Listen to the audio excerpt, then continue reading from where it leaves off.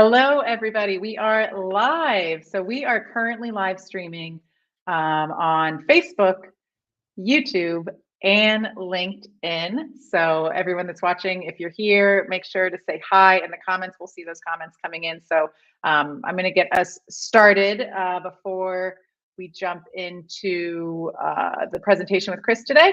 So real quick, I'll just do a short intro for myself. I am Emily at Quickly Hire. It's great to have you all here. And this is the Agency Hour presented by Quickly Hour.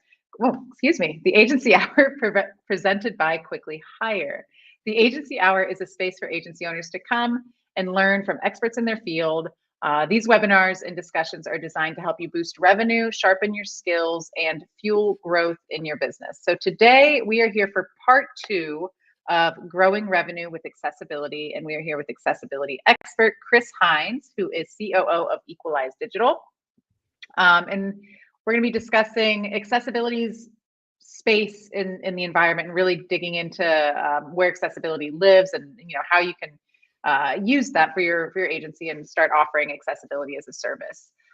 This is part 2, as I said, of a 3-part series that we're doing with Chris on growing your revenue with accessibility. So you can check out part 1 on our replays. We've got them on YouTube, and I'll post a link to those once I'm done talking here, so you can go check that out. But first, Quickly Hire is the fastest way to add vetted freelancers to your team. At Quickly Hire, we understand the importance of assembling top-tier talent for your business. So whether you need a developer, content marketer, designer, virtual assistant, or any other technical or creative professional, we've got you covered. In fact, we just announced this week that we have added SEO specialists, paid ad specialists, and social media managers to our talent pool. So if those are areas that you're looking to build out or have more support with, we've got really qualified folks in the network that are ready to join your team today. So, reach out to me, Emily at quicklyhire.com, and I'd love to have that conversation. You can also just go to quicklyhire.com and use the buttons and forms on the site there to do a request, and we'll be reaching out to you. So our freelancers, they work with you for a set number of hours weekly, and you pay a set monthly retainer. That's all. We take care of all the sourcing, the vetting, the interviews, compliance, payroll, administrative headaches that go along with hiring independent contractors. So reach out to us at quicklyhire.com to learn more. All right, so today we are joined by EqualizeDigital COO Chris Hinds. Chris is a business manager with over 15 years of experience coordinating and executing complex, high-budget efforts in various industries. He has been involved in WordPress and accessibility-related projects since 2015, primarily from a business development and project management perspective. EqualizeDigital has been involved in accessibility projects for a wide range of organizations, everything from small businesses all the way up to NASA. And Chris has sold multiple millions of dollars in digital products and services, including more than $500K in accessibility offerings alone in 2023. So his objective, and a big reason why he's here today, is to teach more agencies and freelancers how to sell to their customers, how to sell their customers on accessibility, which benefits everyone. So Chris, thank you for being here. I kind of teased it a little bit, but could you kind of just explain in your words why it's so important for agencies to be offering accessibility as a service? I think that there are a couple of key reasons, some of which, and by the way, if you're here and you haven't watched part 1, after you stay for this entire stream, because we want you here, go back and watch part 1 because I share a lot more details around these statistics. But first and foremost, everybody should know that statistically speaking, 95% of websites on the internet have easily detectable accessibility issues. There literally are not enough people like my team and myself to fix all of these problems. So we need help, and we believe that agencies and freelancers are the best positioned because they're already in there doing the work to help address this accessibility problem. So I think that's number 1. It is a virtually universal problem that exists on the internet today for a number of reasons that we're going to go into in today's presentation. However, I don't think it's enough to just say like, hey, this is a problem, we should fix it for altruistic reasons. I understand we live in a capitalist system. We're motivated by generating benefit for others, but also hopefully generating some benefit for ourselves. And I think that agencies and freelancers have the ability to make money while producing these positive outcomes. And so I think we can do the work work, and I think we can make money while we're doing it to address this problem that impacts as much as 25% of the population globally and can significantly contribute to the bottom line results of the organizations that you're doing work for in your freelance business or in your agency. And so it's really my mission to teach more about this problem that exists pretty much universally, but also how to approach it and how to sell various types of organizations, various types of stakeholders on accessibility. So session one was a lot of the background and backdrop. We're going to do a little bit more of the background and backdrop today, but it's going to be more about market and technological and legal drivers of the accessibility problem. And then we're going to get a little bit into constructing an offer and identifying good prospects for an accessibility offer today. And then in the final session, we're going to talk a lot more about actually positioning and selling that accessibility offer. So this 3-part series is really designed to help freelancers and agencies not only understand the problem, but create a structure for addressing the problem in their own businesses and then turning around and selling that solution to their customers. That's really that's the goal. Awesome. I love it. I will turn it over to you, and I'll be watching the comments. So folks, if you have questions for Chris, go ahead and comment them. You can put them in the chat and we'll get to those when we have time. We might wait till the end, but go ahead and throw them up when you have them and I'll keep an eye there. And Chris, I will turn it over to you. Thank you so much. Looking forward to it. All right. I'm excited to get started. All right, so today we're going to be talking about understanding accessibility's place in the market. And I know that sounds a little boring, but we're actually going to cover a lot of ground, and stay till the end because we're going to talk about actually creating your first accessibility offer, how to structure that, and the types of audiences you can sell it to and how to sell them on it. So we're going to get more into that piece today once we have all the background. As I already spoke to, the reason we're doing this series is to help agencies and freelancers position and sell accessibility offerings effectively. Every part of this series builds upon the next. So if you're here for part 2 and you're watching live, stay the whole time today. You're welcome to stay. But I would recommend going back and watching part 1. If you're catching the recording of this stream, please go back and watch part 1 first, because I think that these all build upon one another, and you should try to watch them in succession if you have the option. But again, if you're here live today, you missed part 1, please stay. We'd love to have you. I think you'll still get a lot of value, and you can always backtrack. And the background really for what part 2 is about, or just information on what part 2 is about, is we're going to take a more detailed view of the legal landscape of accessibility from a bird's eye view. We're going to talk about the technological drivers of the accessibility problem in today's market. I alluded to that a little bit with the 95% of websites are accessible. Today, we're going to talk about why that is, how that came to happen. And we're going to talk about the core market drivers that create demand for accessibility solutions so that you can start to capitalize on those. And then finally, we're going to be going through some profiles of high, moderate, and low demand industries, the types of stakeholders that are there that you need to be interacting with in order to sell accessibility solutions. And we're going to be talking about why they reach out, why they buy accessibility, and who you should be talking to. And finally, we're going to talk about the method that we used at Equalize Digital to construct all of our accessibility offerings and then validate them and prove ROI so that we could turn around and sell them effectively. So let's get into it, because we have a lot of ground to cover today, and I'm excited to get going. First, I do have a little bit of a boring disclaimer here, but this is still important.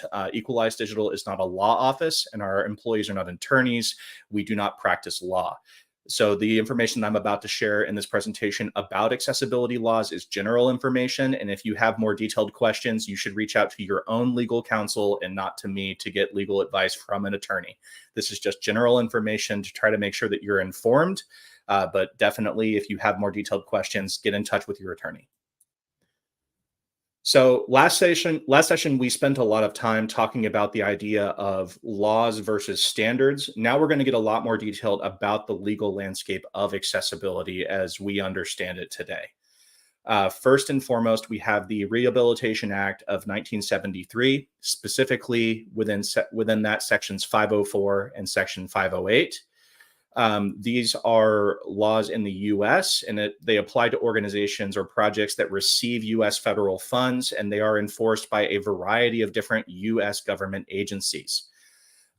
Section 504 reads, but no otherwise qualified individual with a disability in the United States shall solely by reason of her or his disability be excluded from participation in, be denied the benefits of, or be subjected to discrimination under any program or activity receiving federal financial assistance. So basically, what that means is if you are receiving federal funds for any reason and delivering services to the general public, Section 504 and 508 may apply to you, and very likely does. Section 508 bars the federal government from purchasing electronic or information technology products or services that are not fully accessible. So this is particularly important if you're a freelancer or an agency selling to government. Next up, we've got the Americans with Disabilities Act, which most of us have heard of, particularly within that Title II and Title III. So the ADA applies to businesses and nonprofits in the United States, and it's primarily enforced with lawsuits from private citizens. So there were about 4,600 of those in 2023 alone, and we're going to talk more about that statistic here in a minute and kind of who's getting sued the most and what that's all about. ADA Title II covers communications with persons with disabilities, and it indicates that it must be as effective as communications with others. And Title III deals with public accommodation of people with disabilities. Next up in the US, another law that comes up a lot that we see mentioned a lot is the UCRA. This is in California, and it applies to businesses and nonprofits with legal nexus in California. So if you have, a physical office there, if you have employees there, if you have a certain amount of revenue there, all of these might mean that this law applies to you or can be applied to you. Much like the ADA, it's enforced with lawsuits from private citizens, and there were over 500 of those specifically for the UCRA in 2023. And basically what the UCRA dictates is that any violation of the ADA is also a violation of UNRU, and its sites that are inaccessible for blind customers are counted as discrimination, and websites with physical nexus are subject to ADA Title III. So it's just an additional state-based enforcement mechanism that kind of extends enforcement of the ADA in California. Let's talk a little bit about international laws. So that was US laws. These are international laws. So first up, and this one you may have heard thrown around quite a bit because it has a major deadline coming up, but the EU Accessibility Act, or EAA, applies to organizations with more than 10 employees or more than $2 million in revenue. It's going to be enforced by individual EU member states and lawsuits from private citizens. And it has a regulatory cliff coming up in June 2025, where everyone that meets that criteria must comply with the law. It's expected to significantly impact US companies. And I think a lot of us probably still remember or are still grappling with GDPR, the EU Consumer Privacy and Anti-Spam Law. And one big side effect that we saw with GDPR was that many businesses globally had to start adopting those standards, and many countries started to follow suit and adopt those standards as well into their own laws. Kind of whatever the EU does, the rest of the world tends to follow because they have so much economic clout. So individual member states now in the EU are starting to release information about how they're going to enforce penalties under the EAA. And for instance, Ireland just came out and indicated that business owners who refuse to make their sites accessible after they've been given fair warning and time to comply, and they still refuse to comply or can't bring them up to standard, could face up to 18 months of jail time. And I think that what's really interesting about this is that Ireland is also where a lot of large US corporations are headquartered due to the tax benefits of being headquartered in Ireland. So I think that this is going to have a significant impact, and it is, let's see, about 18 months away at this point. Not even 18 months, actually, more like 15 months away when that regulatory cliff is coming. So definitely something to pay attention to if you're in the digital space. Next up is the Accessibility for Ontarians with Disabilities Act, AODA. So this is, if you're familiar with Ontario, that's Canada. All public sector organizations in Ontario must comply, and all private businesses with more than 50 employees must also comply. This law is interesting because it actually has mandatory reporting obligations for those organizations, where they have to report at a specific cadence what they are doing to meet WCAG 2.0 AA standards. That's Web Content Accessibility Guidelines. The fines range from $500 to over $15,000 per day, and it depends on the severity and the size of the organization. And then there are numerous other international laws. So we've got the ACA in Canada, DDA in Australia, Equality Act in the UK, and many more. The W3C maintains a list of global accessibility laws or policies, and you can get that at w3.org/WAI/policies. So if you need to keep up with this stuff or want to just keep an eye on the accessibility laws around the world and, have a good list you can go to as you get new customers and, all over the place, that's a good list to keep an eye on. Let's talk a little bit about US accessibility lawsuits. So in 2023, there were 4,600. I mentioned that previously. 82% of those lawsuits targeted e-commerce brands, and 73% of all the lawsuits targeted companies with under 25 million in revenue. So small businesses. I know to you or me, a business with 24 million plus in revenue may not seem like a small business, but in the context of our economy, it actually is a fairly small business. 97% of lawsuits cited accessibility issues specifically on desktop devices and not mobile. And 25% of defendants had been sued previously for accessibility. So we're talking about 1 in 4 lawsuits were repeat lawsuits. And 25% of defendants were already using an overlay toolbar. We talked a little bit about overlays in session 1. So average cost of an accessibility lawsuit, and I think this is important for agency owners to understand because it allows you to give context to the amount of money that you would be charging organizations to find and fix accessibility issues for them. Average cost to a small business undergoing an accessibility lawsuit would be between $19,000 and $45,000. About 5 to 15 of that is plaintiff law firm fees, 5,000 for a defense attorney, 5 to 20,000 for the site audit and remediation, $4,000 minimum damages in California. Large businesses, it could be $350,000 or more between the legal fees and everything else, and that's based off of real world data and research that's voluntarily reported by law firms.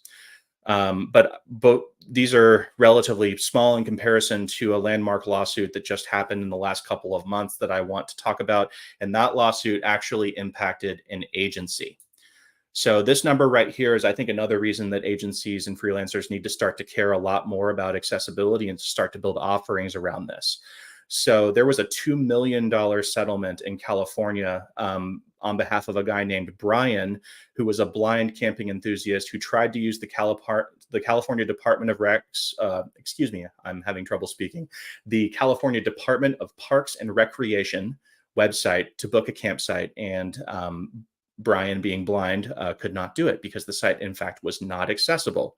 It turns out that the agency, this is the web agency that was charged with building that website and who billed the state millions and millions of dollars to build that department an accessible site that would allow anyone to go book campgrounds, failed to actually observe even the basics according to the lawsuit.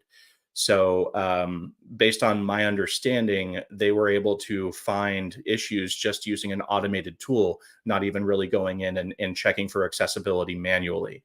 So we're talking about gross negligence. They promised an accessible website and didn't even cover the basics. Conduent State and Local Solutions, which was the company that built this website, ended up on the hook for $2 million in damages. And they also had to, at their own cost, go back and pay for an accessibility audit and fix all of the problems that they created when they built this site.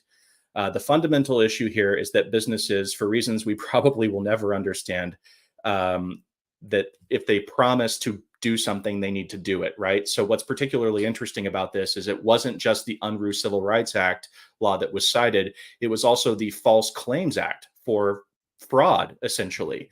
And the law firm that filed this suit is now actively seeking whistleblowers at agencies across the US to explore new legal cases now that they've won this one. So this is just a fair warning to everyone that I think more is coming now that this landmark victory has been achieved. All right, that's enough doom and gloom. I want to talk a little bit about the background of how we've kind of come to this point with accessibility where 95% of the web has easily detectable accessibility issues. So I'm old enough to remember a very different internet. And perhaps a few people watching this recording or attending live today can remember a very different internet as well, right? You see the gray hairs. So we had slower speeds, we had more limited content and functionality, we had significantly less computing power running these website experiences.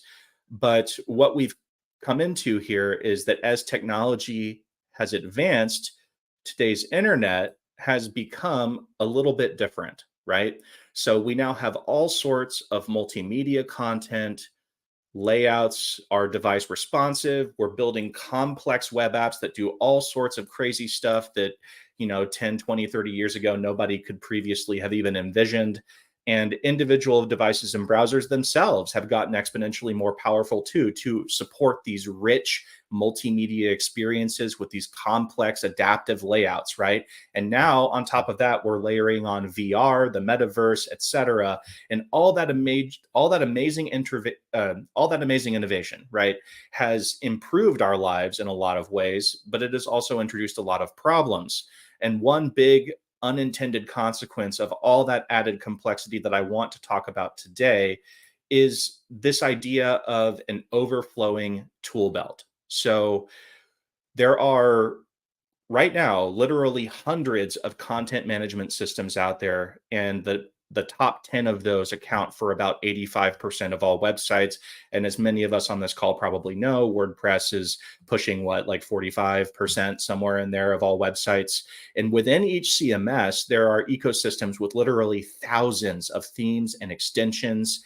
And a handful of these options are actually meaningfully prioritizing accessibility, only a handful.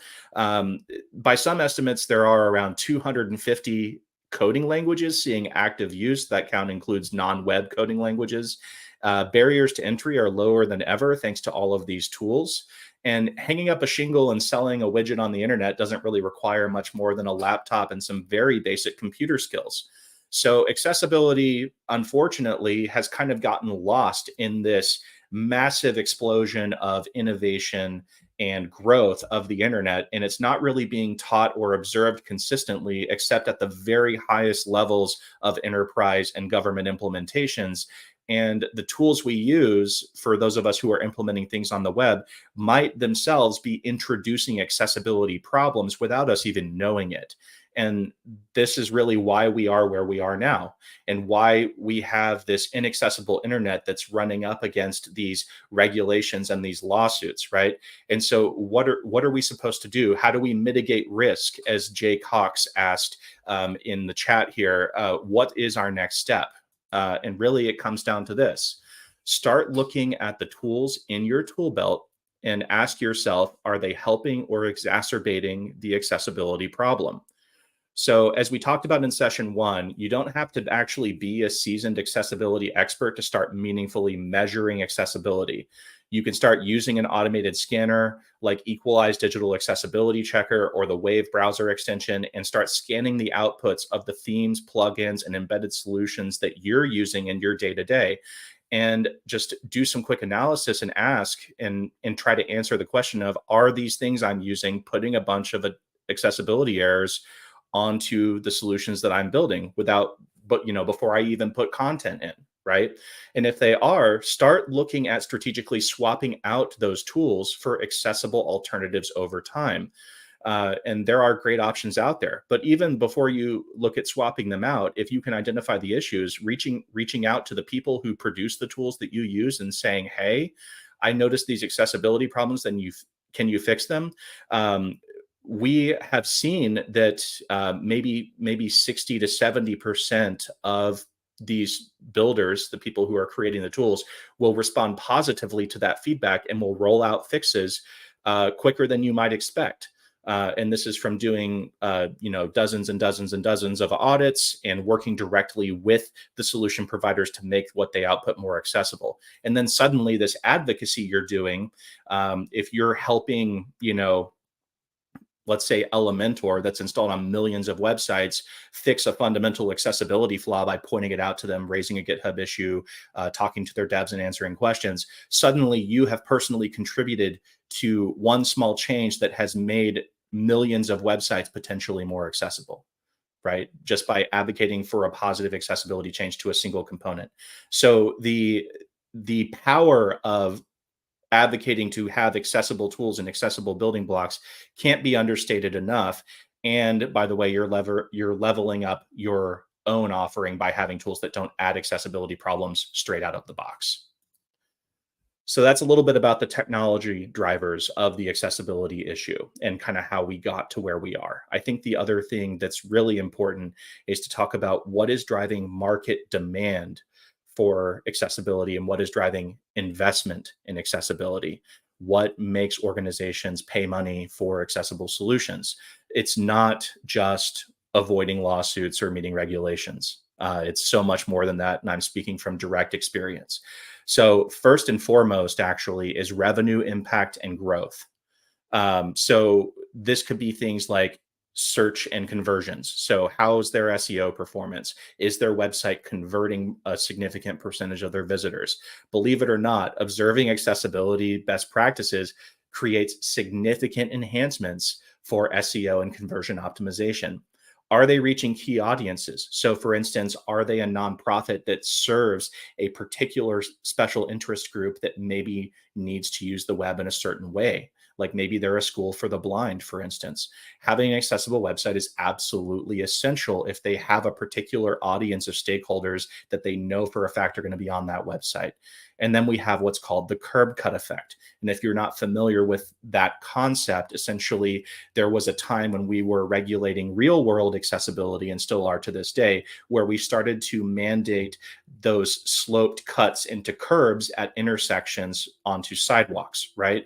And now everyone has an easier time getting onto and off of the sidewalk with bikes or skateboards or whatever else, or just, walking up a slope instead of having to step up. Whereas those were really just designed with people who use wheelchairs in mind, right? But all of us have benefited. So that is what the curb cut effect is. When you make these accessibility improvements to a website, make it inherently more usable, increase the utility of the experience for the end user.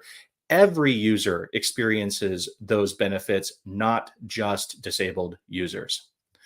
Next up is this concept of quality deliverables. So there are organizations who care intensely about quality, and accessibility is quality.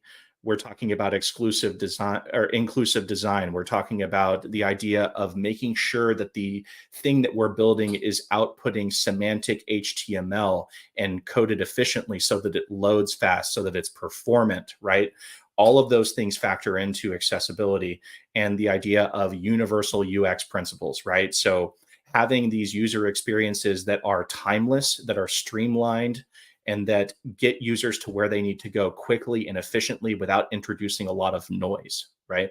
Next up is ethics and empathy. So there are a lot of organizations out there that care more about their impact or their ability to appeal to a wide audience or to advance diversity, equity, and inclusion, right? Maybe they're mission focused.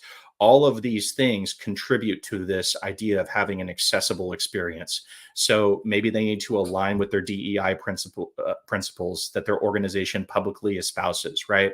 Maybe the stakeholders in the organization or the decision maker you're talking to has personal experiences around disability and lack of accessibility that they haven't disclosed to you.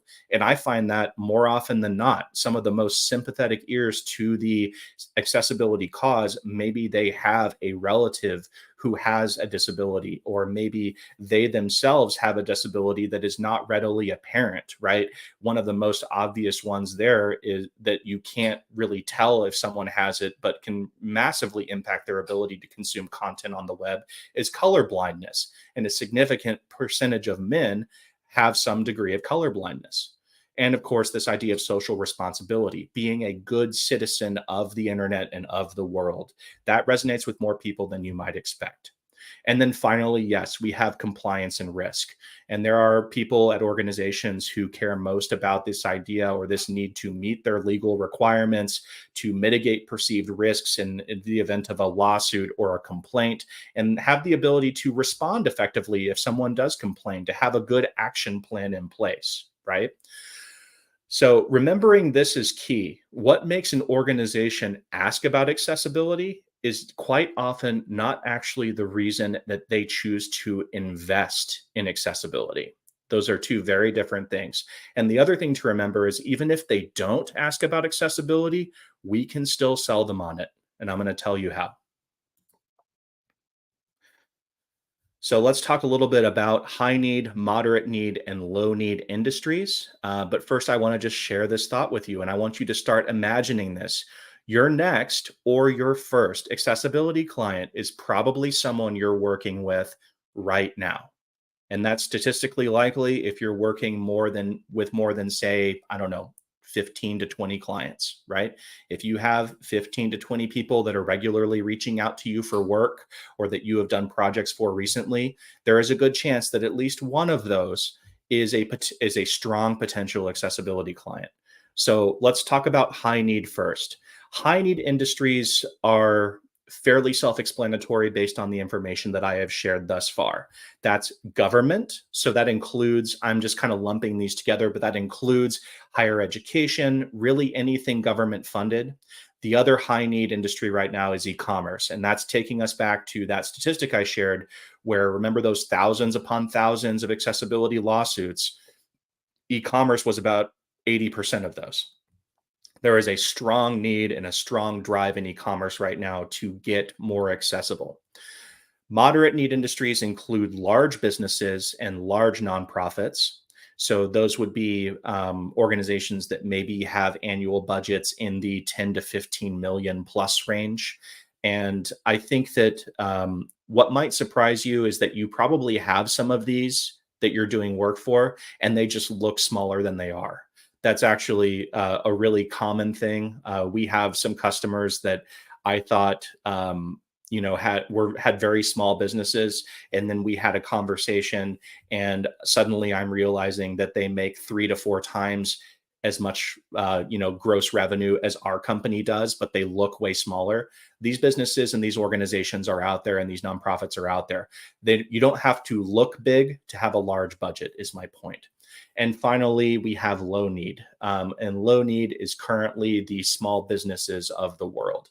And to be clear, I'm calling them low need, but you can still sell them on it. You just have to approach it differently. So let's talk about each of these in more detail. But before we dive into these profiles, let's first address a couple of things up front. So when we talk about demand level for these industries, that's demand level for accessibility specifically, not overall demand level for digital solutions. Why they reach out, that's why we see them reaching out in general, not just specifically for accessibility. And why they buy is what the main driving force was behind the deal closing. So let's start from the top. Government entities. So these are high demand level. They typically reach out, in our experience, based on compliance and risk concerns. That's why they reach out. But what we have found in closing deals is why they buy. The messaging that convinces them to buy is more focused on ethics and empathy, but also the social/political capital that the decision maker expects to gain from interacting with you.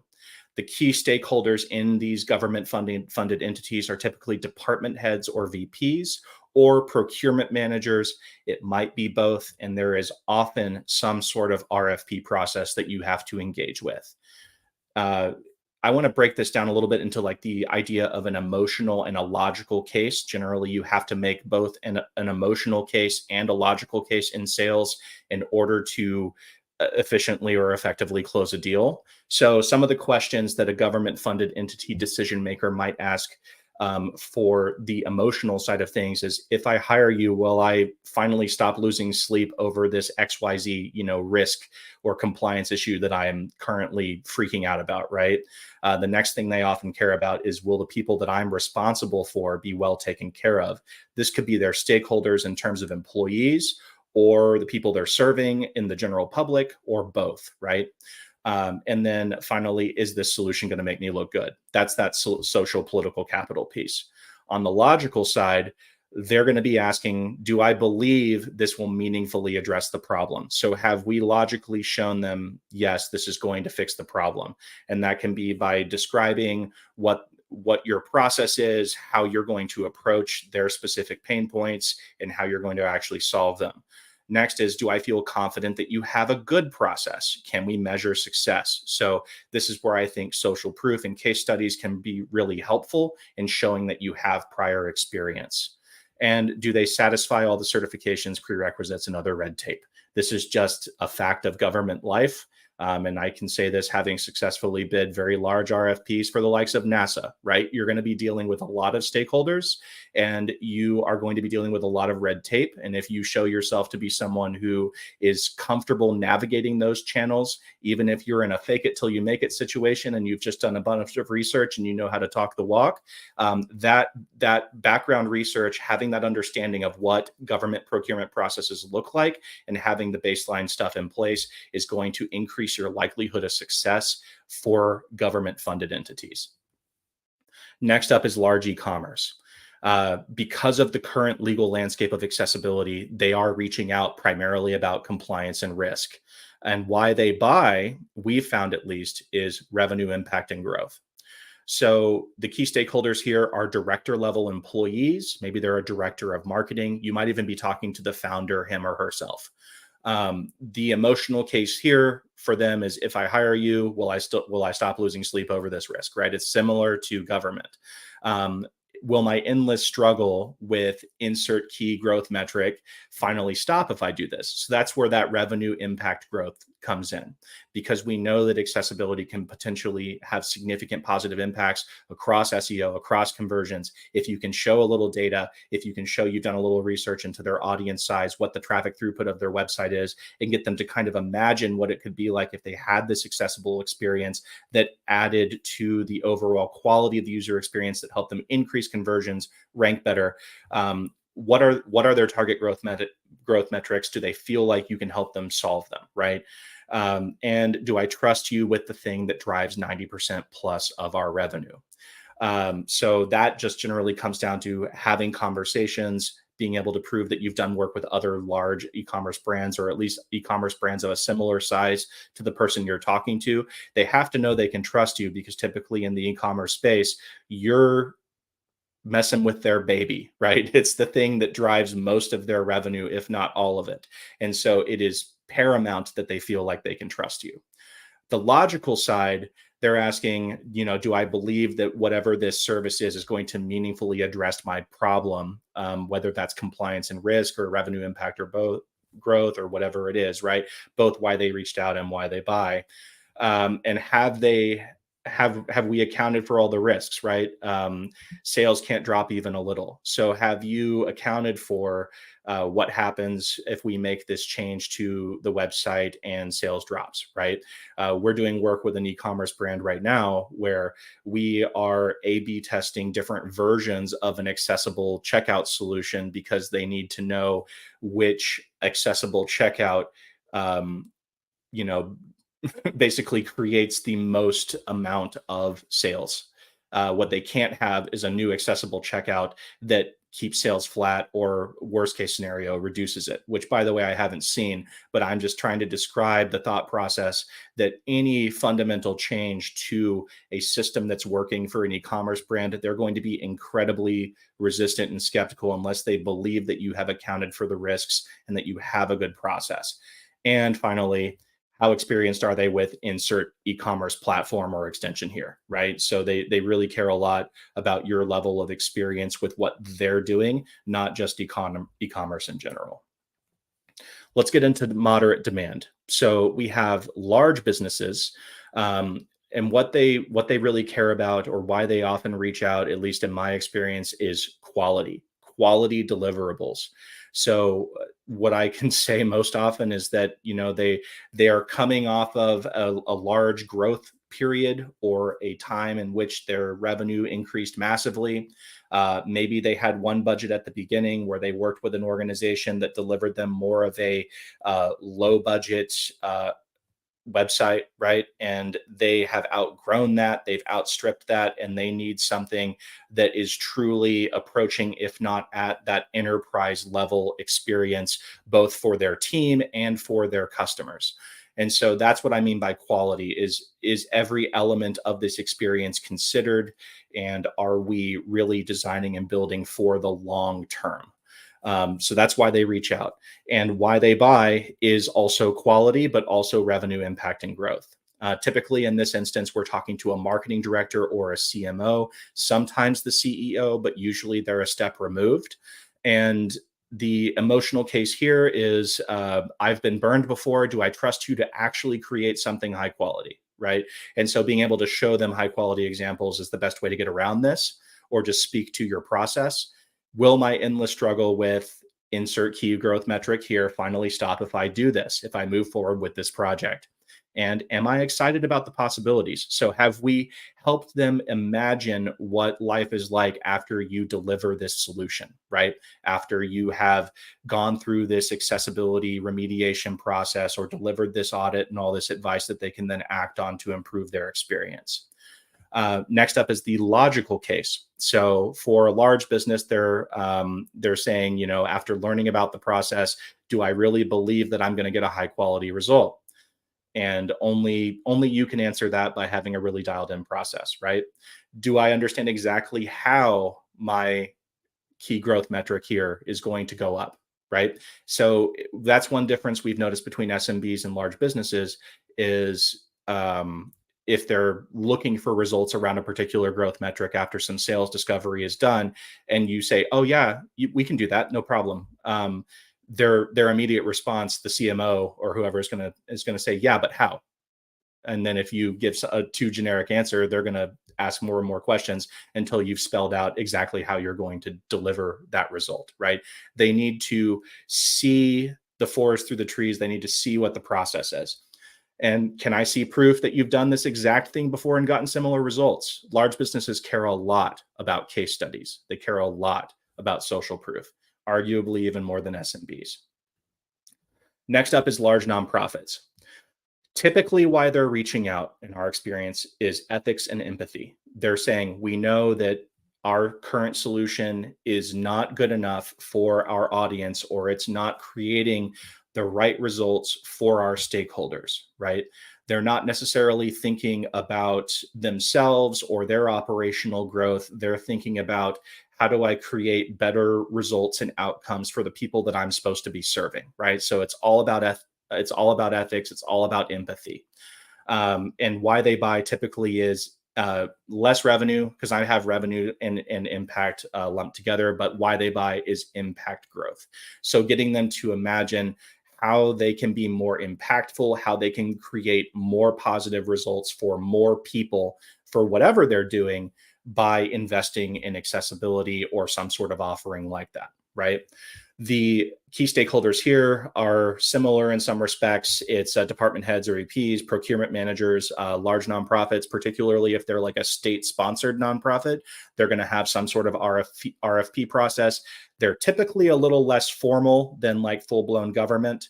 But in those RFP processes, we're still making emotional and logical cases. So they're asking, can I relax knowing that this will be serving everyone in my community equally? That one is huge in the nonprofit space. Equal access, being able to serve effectively and create the outcomes that they want, that is their mission as an organization, right? We have to be efficient with our resources. Do I feel like you understand this fact? The number one way to lose a sale in the nonprofit space is to try to incessantly upsell them on the most expensive offerings. It is much better to try to tie the resources they have available to the most effective result, right?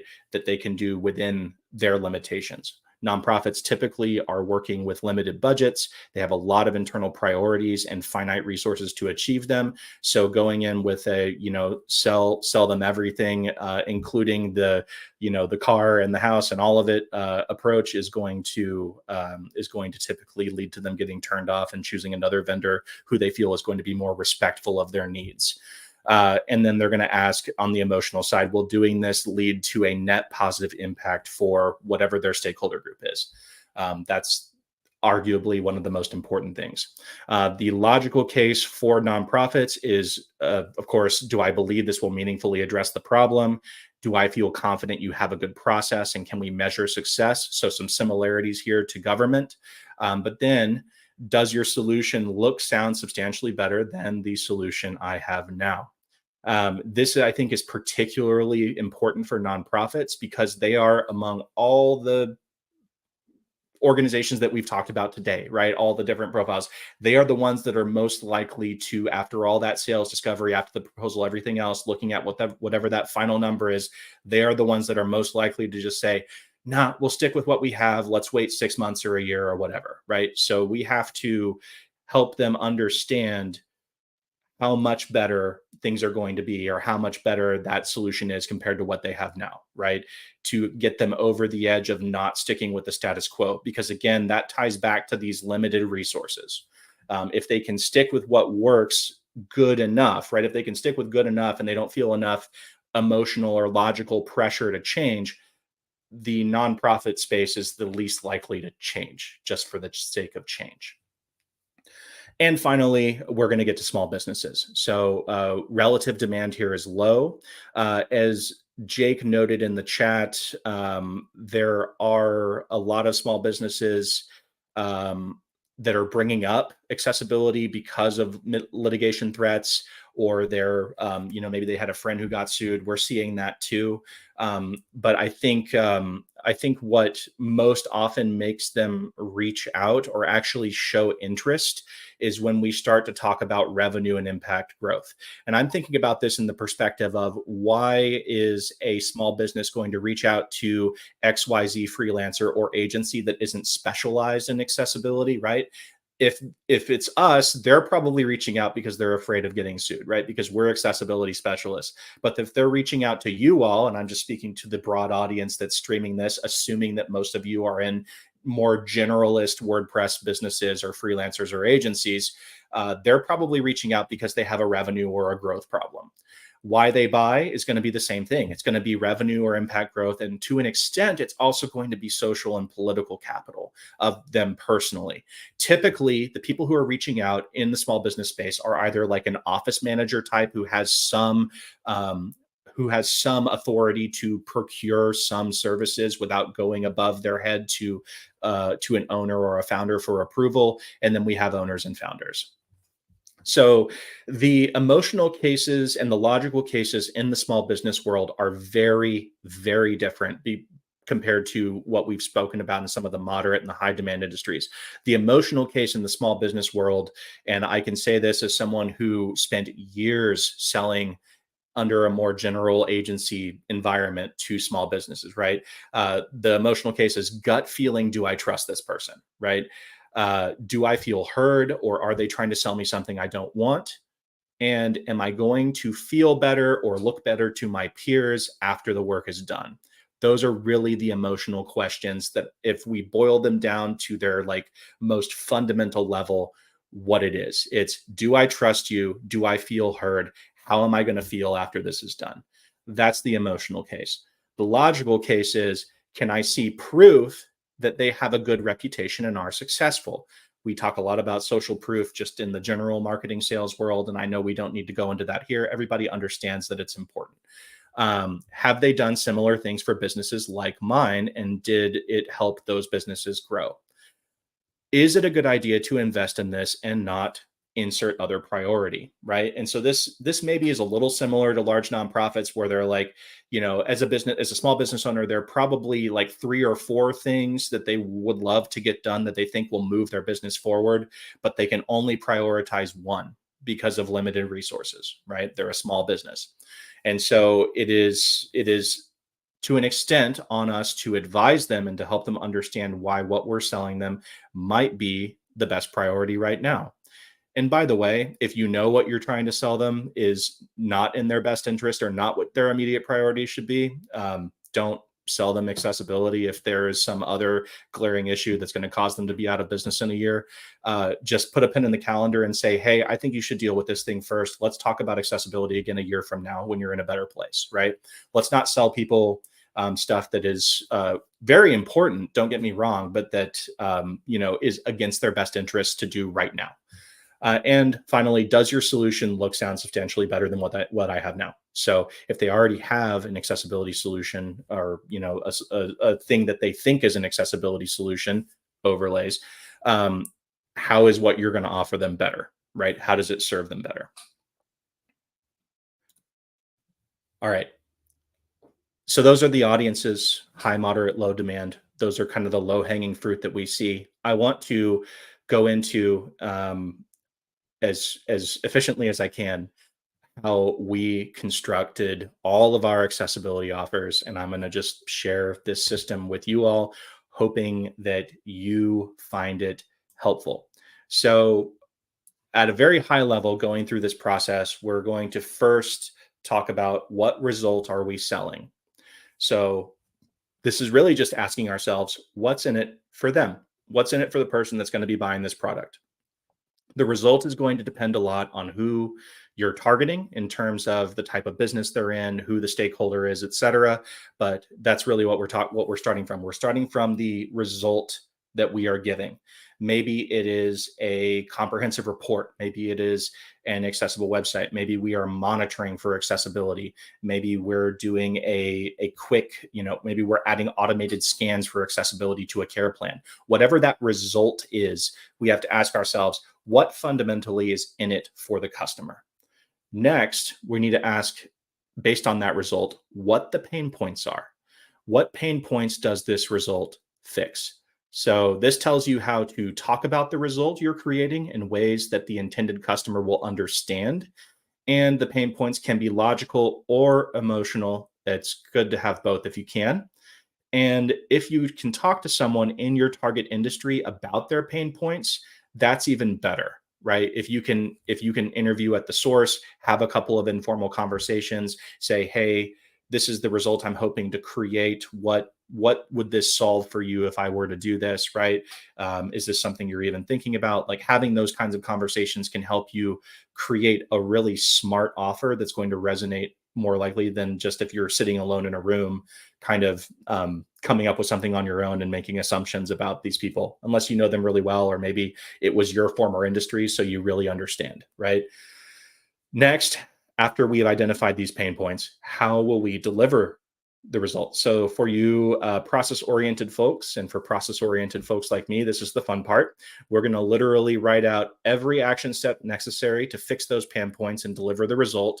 And laying out the processes in this way before we've actually sold the offer can help build service flows that actually meet customer needs in a way that the customer understands and expects.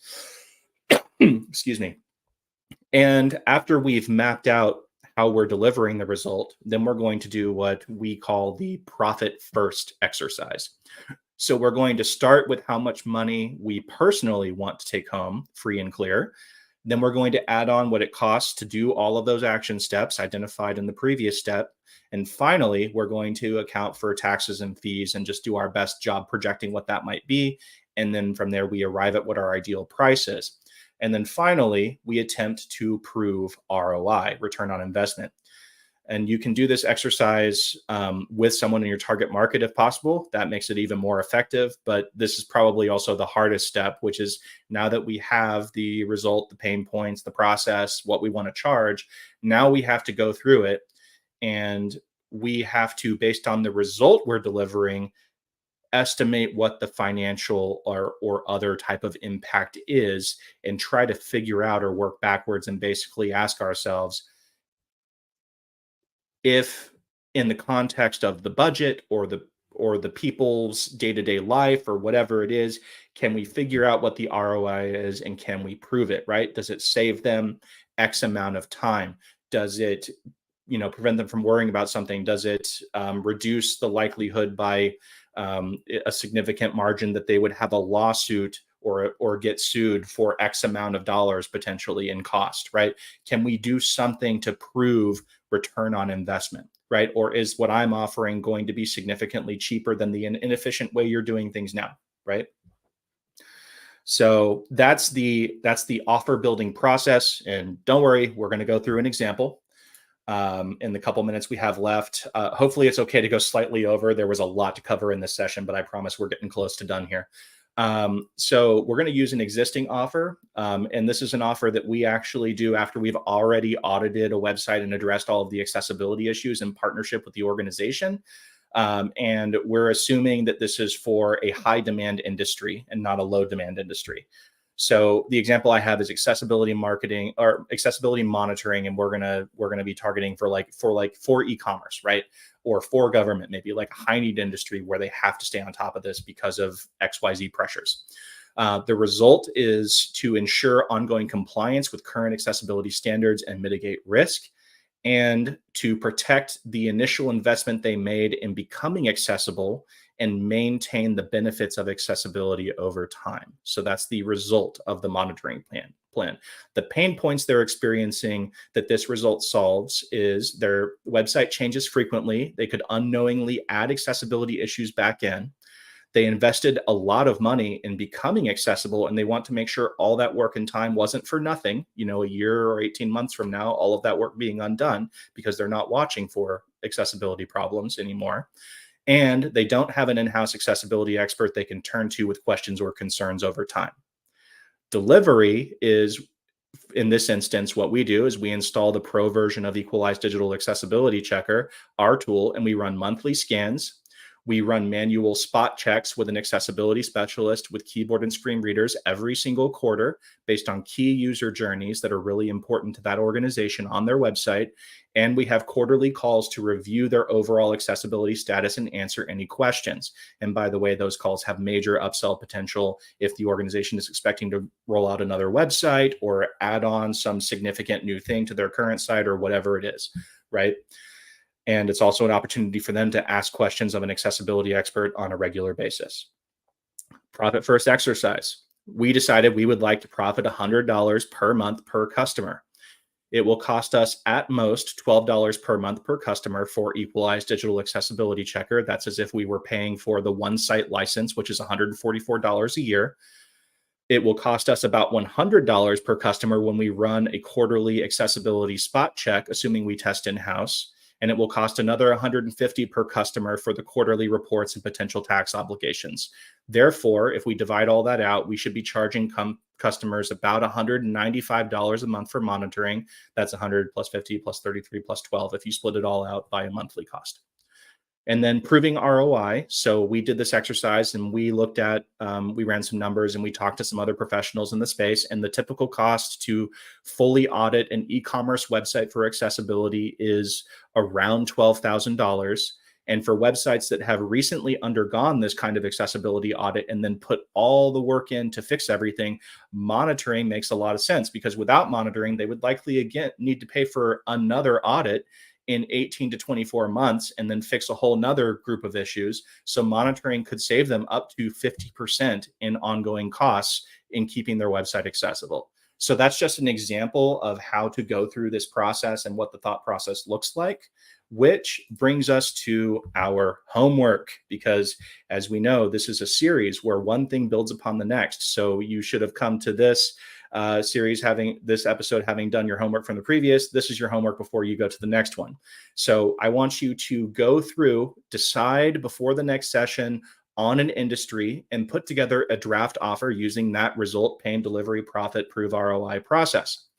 So that is your homework. 2 minutes left, moving fast. All right. So the next and final session of this series is we're calling it Building a Value Proposition That Sells Accessibility. So that's going to be on Wednesday, May 15th at 1 p.m. Eastern Time, US.